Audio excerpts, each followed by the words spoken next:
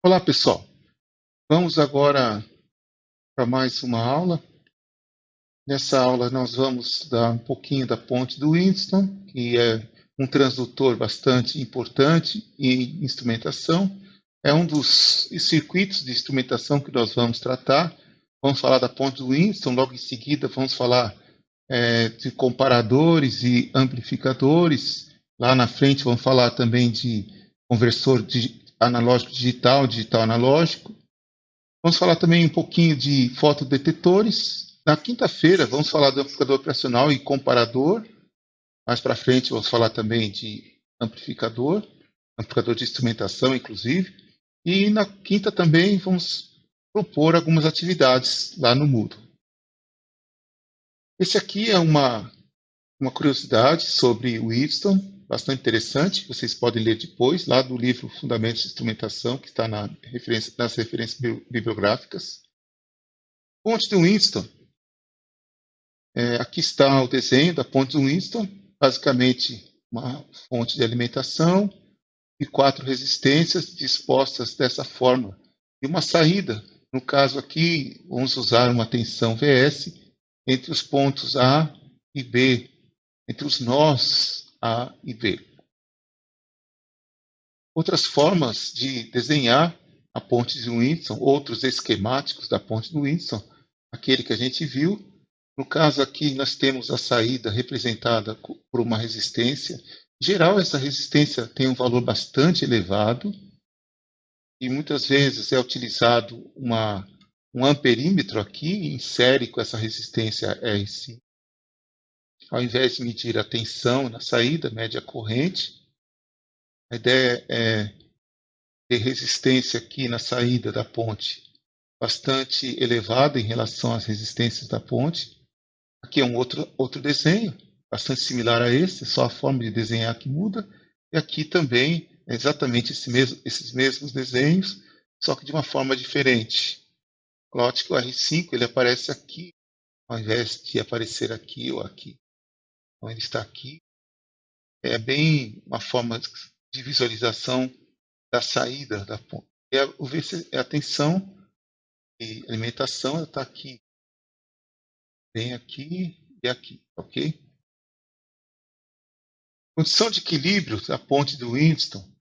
A ideia é que os valores de resistência sejam tais que o Vs seja nulo. Então você tem a condição de equilíbrio. Escolhe-se E fixo, R1 fixo, R3 fixo, já R2 e R4 variam. Ou R1 fixo, R2 fixo, R3 e R4 variando. Então, essa disposição dos resistores na ponte de Winston, ela é em conformidade com a utilização da ponte ou com o projetista também. Tem situações em que as 4 resistências variam. Tem situações em que as 4 resistências são sensores colocados na ponte. 4 sensores colocados na ponte. Existem situações assim. Ou então, uma situação bem comum, uma resistência fixa aqui, uma fixa aqui, e um sensor cuja dependência da grandeza física que está sendo medida seja com relação à variação de resistência, ou seja, varia a grandeza física, varia a resistência. Então, se coloca esse sensor aqui como um braço da ponte do Winston.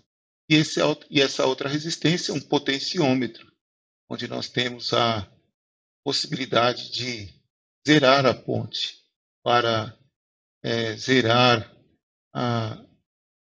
o seu medidor daquela grandeza física. Mais ou menos o que a gente falou aqui, aqui. A aplicação fundamental da ponte do Winston é um medidor de resistência elétrica.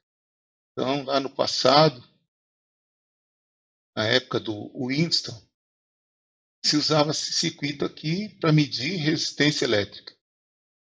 Basicamente, segue-se essa expressão matemática, São dois divisores de tensão. Mede-se um divisor de tensão aqui com relação a R3, a esse ponto A, esse nó A, e mede essa tensão aqui com relação a esse resistor R4, esse nó B. O R3 seria um banco de resistores posicionado aqui. O R4, a resistência desconhecida, posicionada aqui.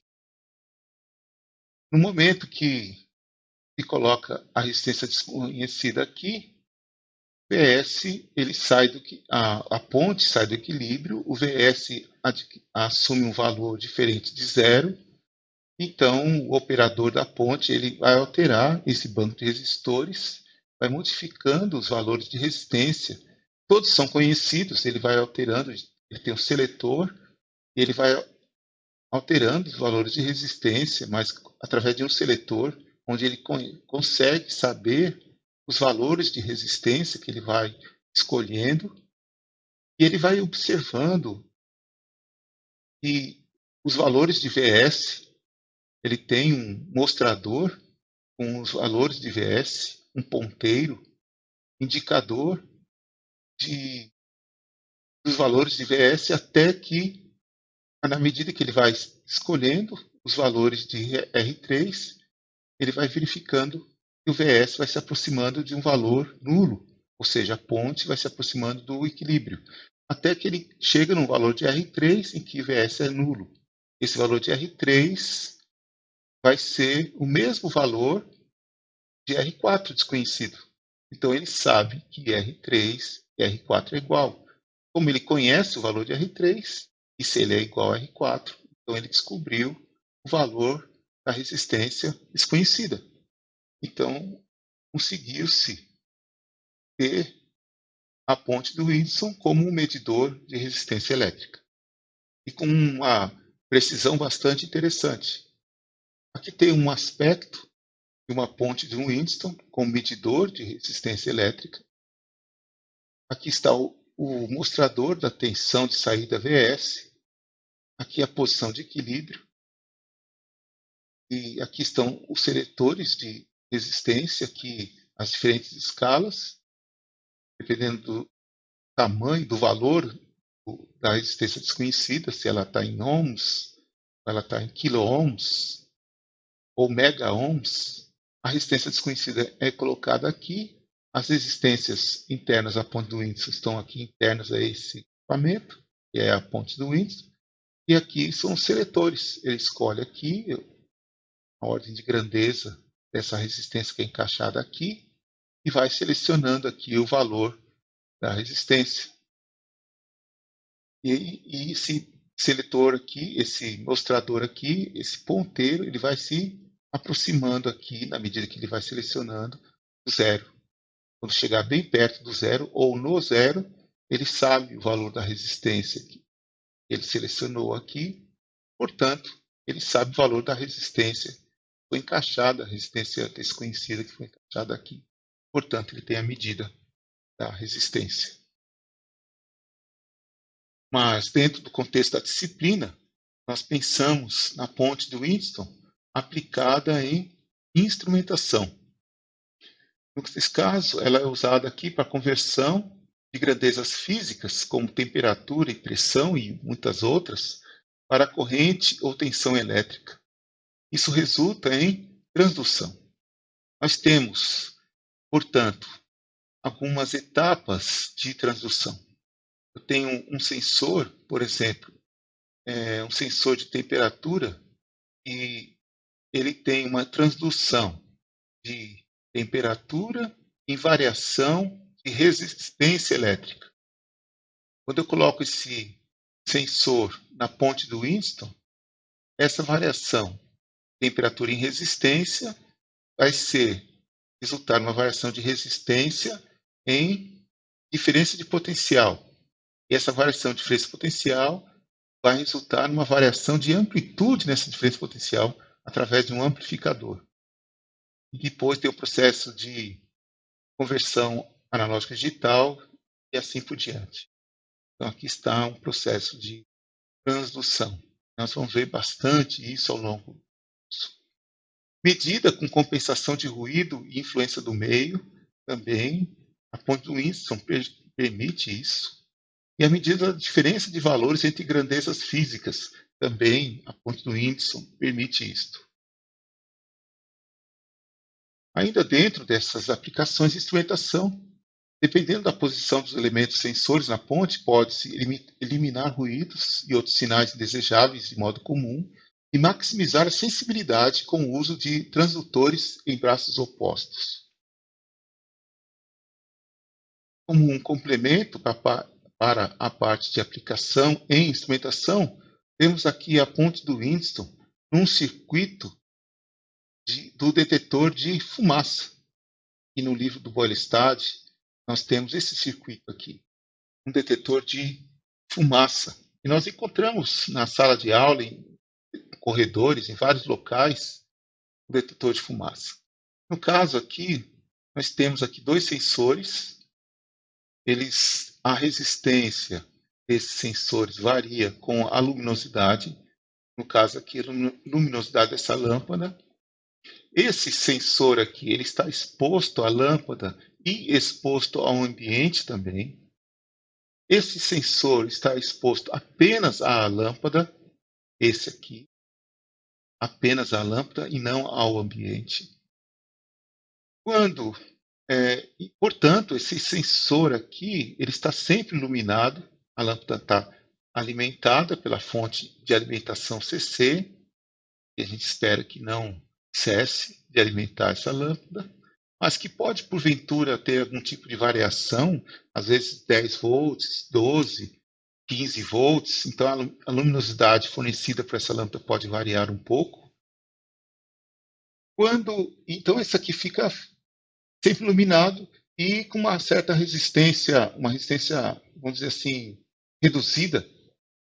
E se a resistência aqui está reduzida, esse potencial aqui, olhando aqui como um divisor de tensão, temos aqui uma tensão de aproximadamente 12 volts fixa.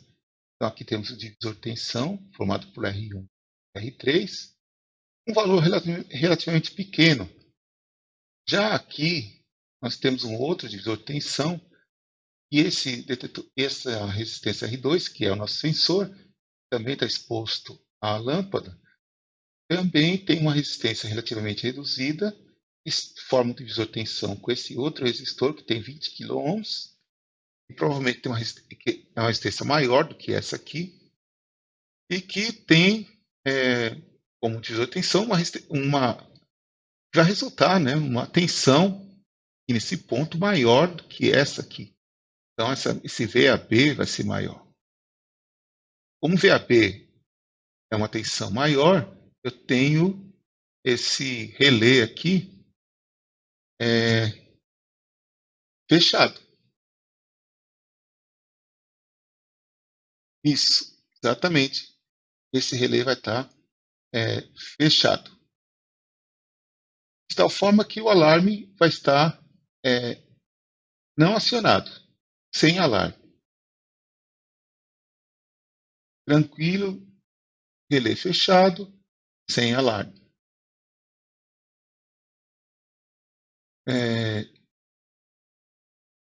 Normalmente fechado, então com corrente passando, ele vai estar fechado. Nessa posição que ele vai estar, né?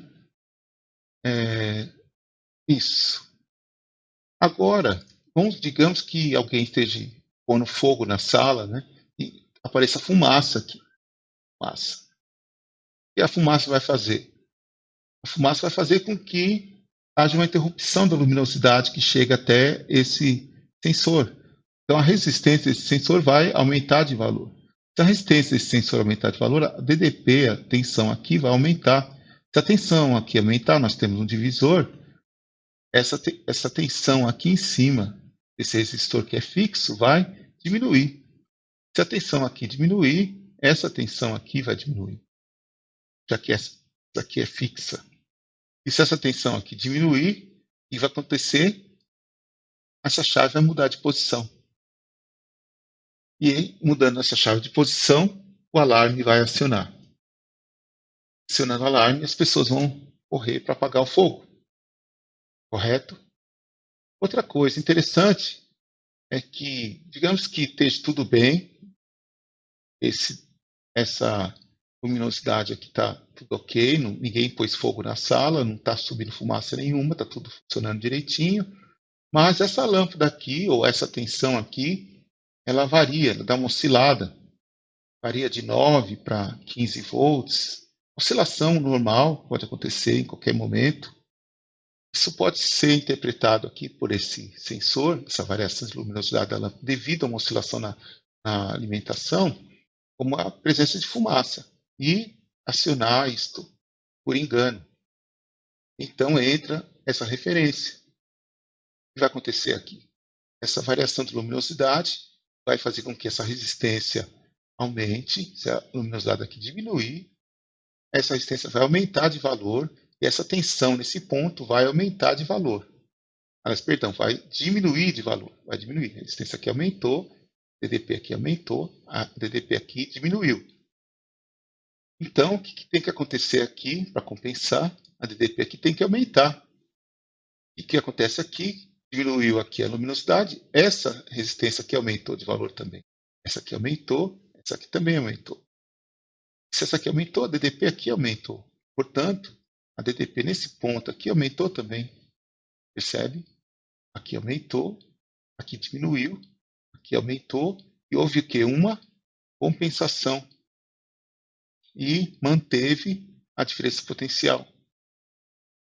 De tal forma que não houve o acionar do alarme, com a oscilação da tensão na fonte de alimentação. Okay? Então, isso aqui é uma aplicação bastante interessante da ponte de Winston. Mais tarde, nós vamos continuar falando da ponte de Winston. Tá? Vamos incluir agora a presença de outros sensores que nós vamos abordar na sequência. Tá? E vamos incluir também a saída, o amplificador de instrumentação, mais na frente, nas outras aulas. Fotodetectores.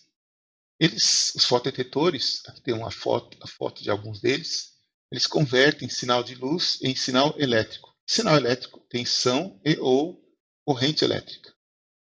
Tá? Isso é uma característica dos fotodetectores. Temos dois tipos aqui de fotodetectores, os fotocondutores e o fotodiodo. Basicamente, o que eles fazem? Eles funcionam a partir da criação de pares elétron-lacuna. Com cada fóton de luz que atinge cada fóton de luz que atinge um fotocondutor ou um fotodiodo, faz com que seja criado um par elétron-lacuna. Temos também os piroelétricos, que são responsáveis pela geração de calor a cada fóton que os atinge.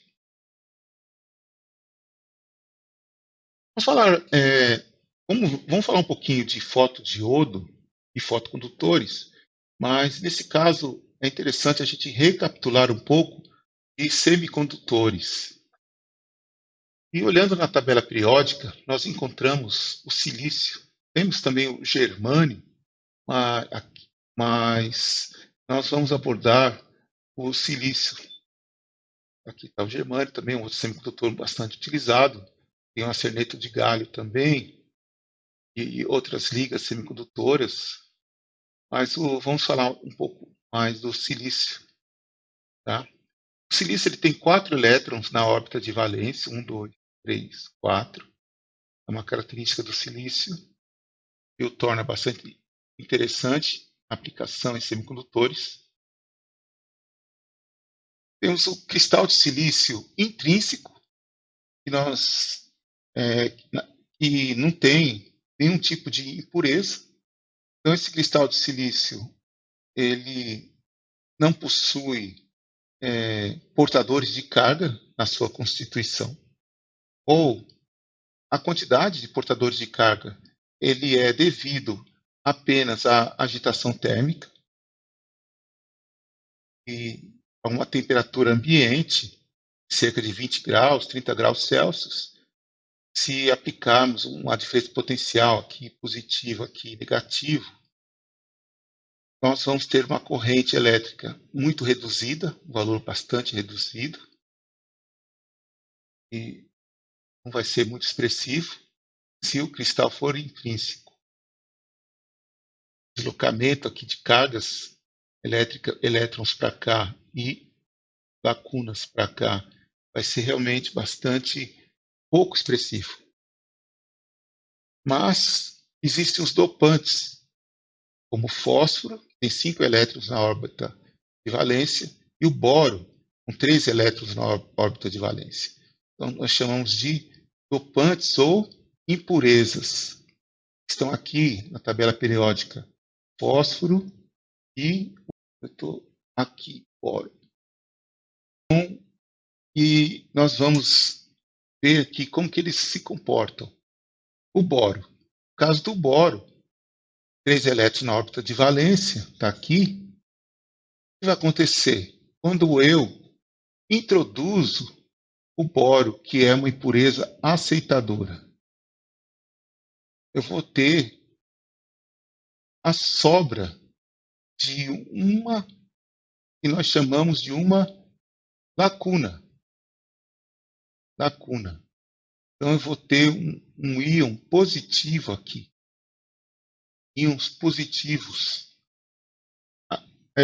Existe o processo tecnológico de introdução dessas impurezas na rede cristalina intrínseca do silício.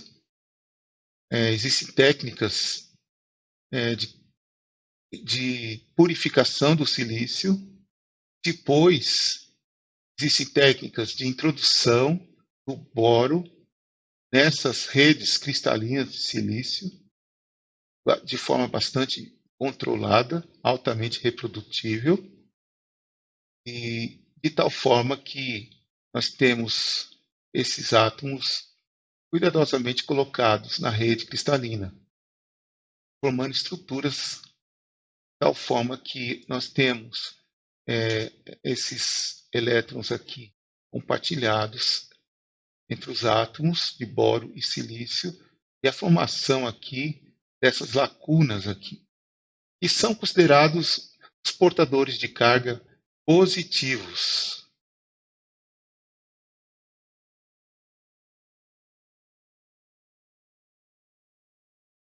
E nós temos, portanto, o átomo de boro como denominado de íons negativos e os portadores de carga positivos, que são as lacunas. Aqui estão os portadores de cargas positivos e os nossos íons de boro, que nós chamamos de íons negativos, devido ao fato de que os portadores de carga que estariam aqui estão móveis para se deslocar ao longo da rede cristalina. Então temos aqui um arranjo tipo P, um cristal do tipo P. Nós temos um segundo material. Temos um material silício cristalino intrínseco, puro. Temos agora um outro material, o silício do tipo P, dopado com boro, formando um cristal do tipo P. Vamos para o outro. Agora, nós dopamos ou introduzimos impurezas doadoras, ou seja, fósforos tem 5 elétrons na órbita de valência. Agora temos, ao invés da lacuna, temos o elétron na órbita de valência. E o elétron, na órbita de condução, não na de valência, agora está na condução. Nota que os outros elétrons estão todos eles presos aqui no átomo. Então eles estão todos eles presos aqui nos átomos, na rede cristalina. E já um elétron está livre, formando aqui os elétrons livres aqui da rede cristalina, que podem se deslocar. E temos os íons aqui na rede, os íons aqui de fósforo na rede, que contribuíram com elétrons. Cada um desses íons de fósforo contribuiu com um elétron, formou o íon de fósforo e o elétron na banda de condução. Temos, portanto, o cristal do tipo N. Temos, portanto, 3 materiais: silício intrínseco, silício dopado com boro, ou seja, tipo P, e o silício dopado com fósforo, tipo N. Agora, vamos fazer o seguinte: vamos pegar o tipo P e o tipo N e vamos aproximá-los. Nós temos a possibilidade de aproximar ou de juntá-los e formar uma junção. Qual a diferença entre aproximar e juntar? Na aproximação, eu não permito que haja uma troca de partículas entre eles. Eu não permito que os íons que estão presentes em um material vá para o outro e vice-versa. Já na junção, existe a possibilidade dos íons que estão presentes no tipo N vá para o tipo P, e os íons que estão presentes no tipo P se desloquem para o tipo N, ok? Então a junção ela tem essa característica. Os materiais eles ficam unidos de tal forma que haja essa comunicação entre eles. E o que acontece então se eu estabeleço então a junção PN? Se estabelece o quê? Primeiramente, um campo elétrico. Por quê? Porque eu tenho aqui, de um lado, íons positivos, do outro lado, íons negativos. E aqui, portanto, um campo elétrico. Nesse campo elétrico, nós vamos ter um deslocamento de cargas elétricas.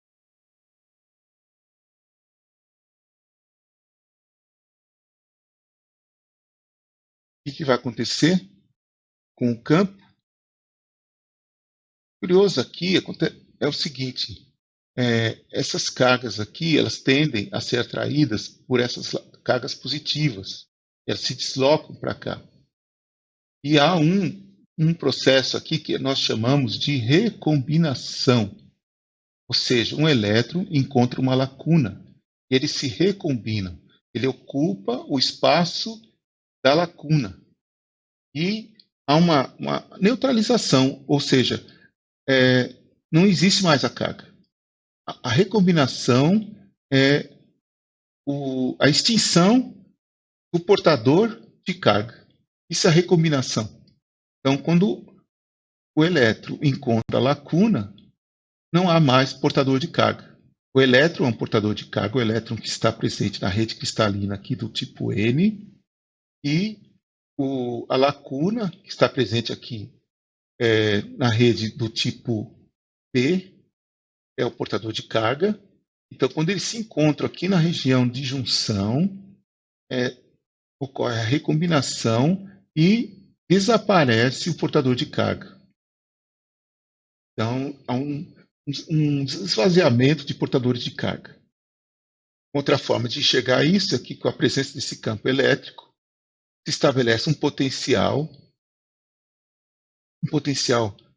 tal que positivo está para cá, negativo está para cá, de tal forma que esses elétrons eles se deslocam no sentido oposto, né, a esse potencial. É menos, né? Então eles se deslocam no sentido oposto ao potencial. E já as lacunas, como são positivas, elas seguem o sentido do potencial, ou seja, vão para cá. Então a tendência é haver um esvaziamento de portadores de carga aqui. É o que a gente tem aqui nesse desenho. Esvaziamento de portadores de carga. Eles ficam aqui. Esses aqui são os portadores de carga. Esses aqui são os íons que são fixos na rede. São os átomos de boro e de fósforo na região de depressão. Aqui é a região de depressão. Não há portador de carga. Não há corrente aqui. Não tem como haver corrente elétrica aqui. Não tem portador de carga. O portador de carga é que se desloca. O elétron e a lacuna. Agora, se eu aplico tensão elétrica nesse sentido, positivo aqui, negativo, eu estou fazendo com que esse campo elétrico aumente de tamanho. É isso que eu estou fazendo. Já tinha um campo elétrico aqui sem aplicar tensão. Ele apareceu naturalmente. Agora, e uma tensão elétrica surgiu aqui de forma intrínseca, sem aplicar tensão, mas já tinha uma tensão elétrica intrínseca aqui. E agora eu aplico uma tensão elétrica externa, além da tensão elétrica intrínseca. Então, o que aconteceu? Esse campo aumentou de tamanho. Essa região de depressão ficou ainda maior. A dificuldade para que haja corrente aqui ficou maior ainda. Nós temos aqui uma condição em que a existência de corrente elétrica aqui é bastante difícil. Nós dizemos que é uma condição em que não há possibilidade de haver corrente elétrica. Nós chamamos isso de polarização reversa. Polarização reversa. Isso aqui é um que nós chamamos de diodo na sua polarização reversa. Mas se a gente inverter nossa bateria aqui, colocar o potencial aqui no anodo e o potencial positivo no anodo aqui e potencial negativo no cátodo aqui. O que vai acontecer? Invertemos. Qual que vai ser a tendência? É fazer com que esses portadores aqui de carga, que são as lacunas, eles consigam se deslocar em direção à junção. Já esses elétrons, eles consigam se deslocar em direção à junção também. E eles consigam ter energia suficiente, porque agora nós temos um potencial e essa DDP dá origem, e esse potencial ele é forte o suficiente para permitir que os elétrons consigam romper essa barreira. Se estabelece aqui uma corrente elétrica. Os portadores de carga eles começam a trafegar e essa barreira de potencial ela diminui bastante com a existência desse potencial, que agora ele não é mais suficiente, ele se torna bastante pequeno e a corrente se estabelece aqui. E nós chamamos isso de polarização direta. Pode notar aqui que há um favorecimento para que ocorra a corrente elétrica, diferente da outra condição.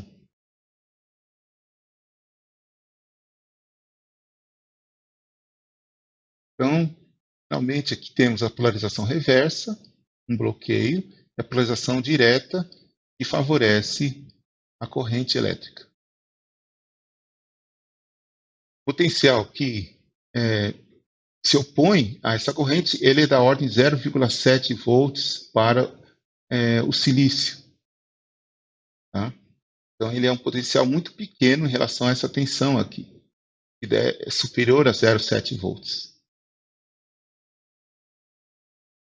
Feita essa recapitulação de semicondutores, espero que ela tenha sido útil para vocês e espero que vocês tenham alguma familiaridade com ela. Vamos voltar ao fotodiodo, pensar um pouquinho no princípio do fotodiodo. Primeiro, a fotodiodo é uma junção PN, acabamos de ver, olha aqui, uma junção PN, reversamente polarizada. É isso aqui. Uma junção PN reversamente polarizada.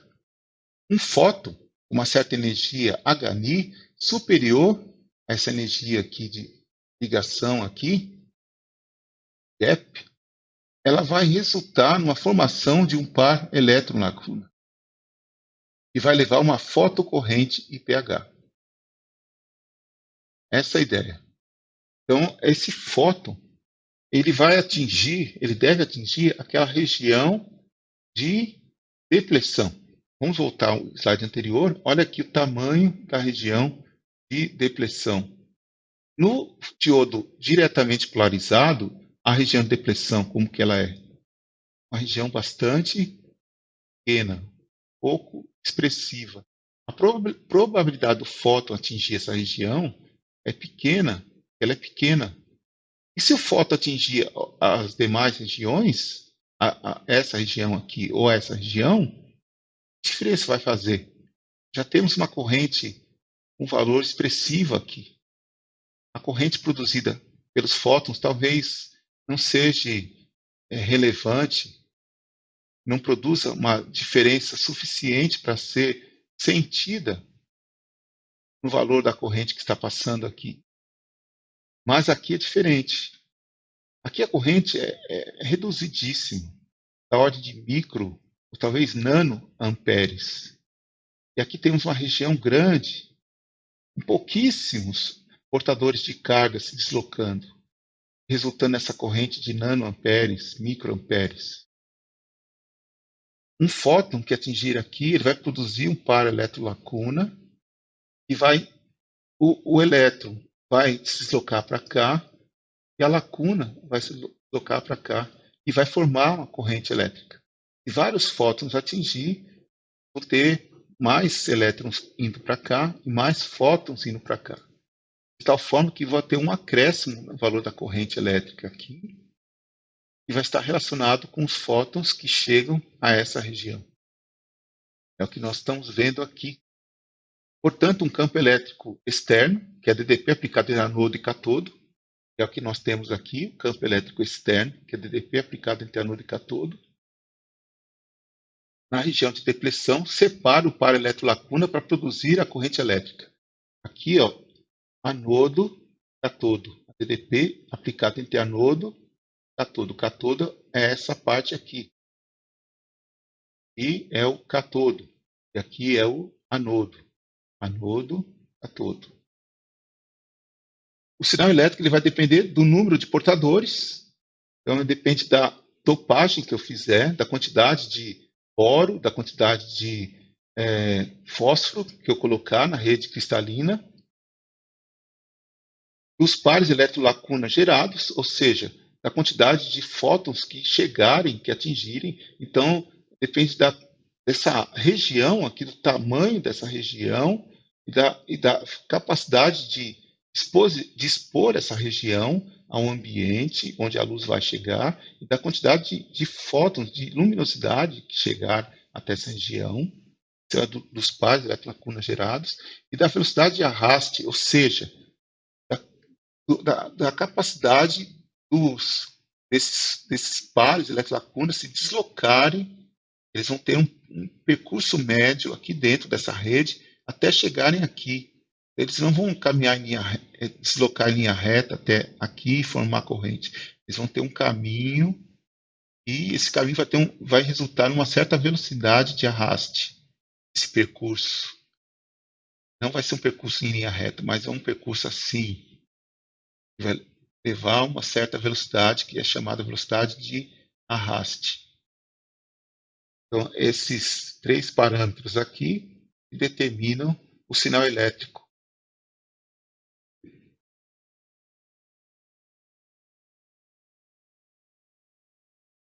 E aqui é o que a gente acabou de explicar nos slides anteriores. Tem um pouco da simbologia. E agora temos aqui também o princípio que nós já falamos, um pouquinho da geometria também. A ideia é o seguinte: como que nós podemos maximizar o desempenho desse fotodiodo? Como a gente pode pensar numa geometria que maximize isso? Olha aqui a construção. Esse aqui é o material tipo N.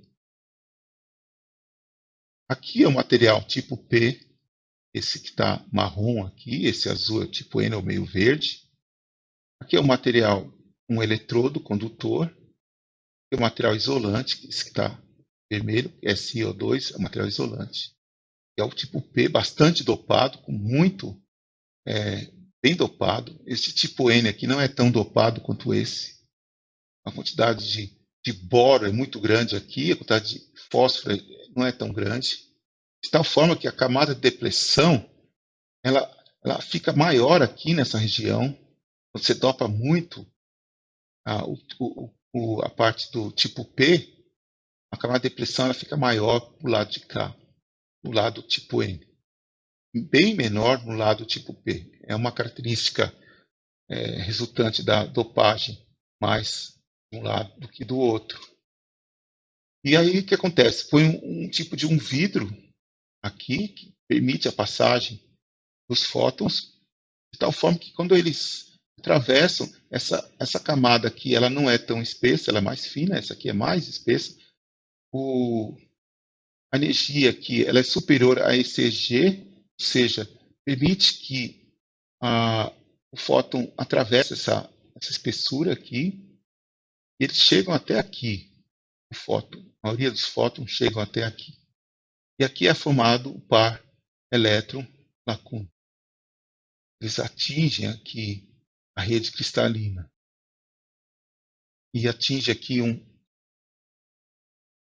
um elétron que está dentro da rede cristalina, que está ali na região interna a um átomo.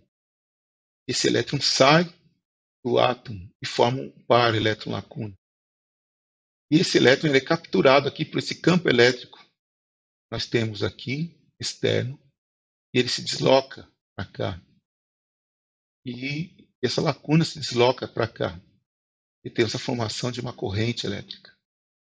À medida que mais fótons chegam, essa corrente é maior que essa IPH. E quando essa corrente é maior, e ela passa por essa resistência, essa tensão elétrica é maior. Perceberam? Então, na medida que mais fótons chegam, maior é essa tensão elétrica. Ok? Essa é a ideia. E aqui nós temos... Isso aqui deve ser um cilindro com uma abertura em cima. Certo? Estamos vendo esse cilindro em corte. Características e aplicações do fotodiodo. Ele tem dimensões reduzidas, é muito pequeno, velocidade de resposta elevada e a sensibilidade dele é elevada. Aplicações em optoeletrônica e fotônica, muito aplicado nessas áreas. A simbologia, nós já apresentamos ela nos slides anteriores, aqui a simbologia. E aqui o aspecto físico de um fotodiodo. E a curva de resposta aqui, comprimento de onda, e a resposta dele em ampere. Aqui a resposta dele, com um comprimento de onda. Um exemplo de aplicação, um fotointerruptor.